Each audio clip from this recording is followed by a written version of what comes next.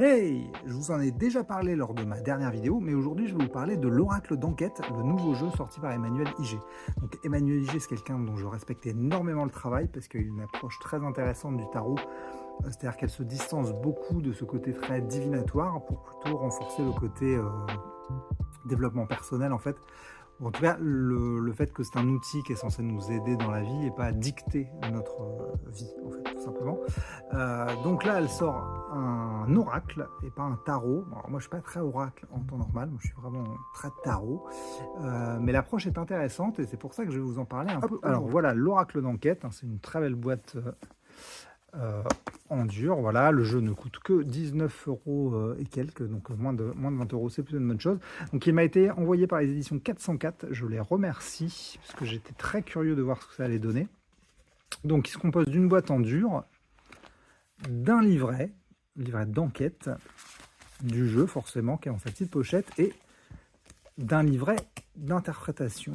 Hop, voilà, que je peux vous montrer un peu ici. Donc, l'intérêt de cet oracle, en fait, c'est qu'il est relié à un petit livre dont vous êtes le héros, on va dire, hein, tout simplement. Alors, c'est une aventure assez courte, je pense que vous en aurez pour 1 heure à peu près. Alors, je me suis bien amusé à la faire, mais je pense qu'elle est quand même plutôt destinée à un public adolescent, jeunes adultes, en fait, hein. L'enquête est plutôt simple. Mais elle a un réel intérêt, c'est que d'une part, elle permet de démystifier en fait l'oracle, hein, de vraiment montrer que c'est un compagnon et pas un compagnon ou un guide, mais en tout cas c'est pas, il n'est pas censé diriger notre vie en fait. Il nous accompagne en fait, il nous aide, il nous soutient. Donc ça le démystifie et en même temps ça le mythifie, si je puis dire, parce que le problème de cet oracle, c'est que comme elle vient de le créer, il n'y a pas d'histoire autour. C'est un objet qui vient de naître. Donc ça peut être un peu froid par rapport au tarot qui a cette sapiens millénaire derrière lui, si je puis dire. Donc là, l'avantage de le contextualiser dans une histoire, en fait, c'est que ça lui donne un peu de mythe et du coup, ça nous attache un peu à lui. Donc ça permet que voilà, qu'on soit plus attaché à ce tarot, que ce soit pas juste un objet qu'on vienne d'acheter, qu'on soit investi émotionnellement dans cet oracle, en fait.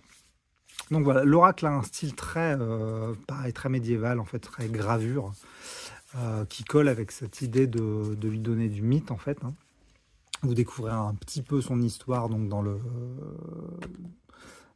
plus dans le carnet de Lucien Shade, hein, qui est un des personnages de l'histoire que raconte l'histoire. Au niveau de l'interprétation, c'est très complet, hein. Écoutez, vous pouvez voir pour chaque carte, il y a quand même un descriptif très complet. Les tirages sont plutôt simples. Et alors, ce que j'aime beaucoup, donc c'est en général dans le travail d'Emmanuel Ig, c'est qu'elle se distance beaucoup de la divination pour être plus dans le développement personnel en fait. Donc c'est des tirages qui vont plus vous aider à vous guider au quotidien, c'est-à-dire vous aider à faire des prises de décision, mais qui vous feront réaliser que voilà, le tarot il a rien de magique en fait, hein. C'est juste vous pourriez jeter des dés ou lancer une pièce à pile ou face. C'est juste un outil qui vous aide à prendre des décisions, qui vous aide à réfléchir. Et ça, je trouve qu'elle l'illustre bien à la fois dans ses interprétations et à la fois dans son histoire qui nous aide à comprendre un peu sa vision du tarot. Donc je pense que c'est plutôt un jeu qui est destiné à de l'initiation. À mon avis, les gens qui s'y connaissent vraiment déjà en tarot, en divination, en oracle ou autre, auront pas forcément exactement ce qu'ils en attendent, mais je trouve que c'est un super outil en tout cas pour découvrir les oracles, le tarot, pour vraiment faire de l'initiation. Après les gens qui connaissent déjà bien le milieu pourront aimer la façon, enfin l'approche justement, le fait de faire redécouvrir l'objet au travers d'une enquête. Ça, c'est assez malin, je trouve. Et ça peut être, ce côté ludique peut permettre justement aux gens qui connaissent déjà bien l'objet de le redécouvrir en fait. Enfin, l'objet oracle, hein, je veux dire, hein, pas cet objet-là, puisqu'il vient d'être créé pour l'occasion. En tout cas, voilà, je trouve que c'est un plutôt beau boulot de la part d'Emmanuel Ig et des éditions 404, évidemment. Si le sujet vous intéresse, je ne peux que vous inviter à jeter un coup d'œil, parce que la démarche est plutôt saine, si je puis dire, hein, le fait de vraiment démystifier le tarot, enfin l'oracle, pardon. j'amalgame un peu, le fait de démystifier les oracles, hein, de montrer un peu, de prendre de la distance avec ça, tout en valorisant l'imaginaire qu'il y a autour.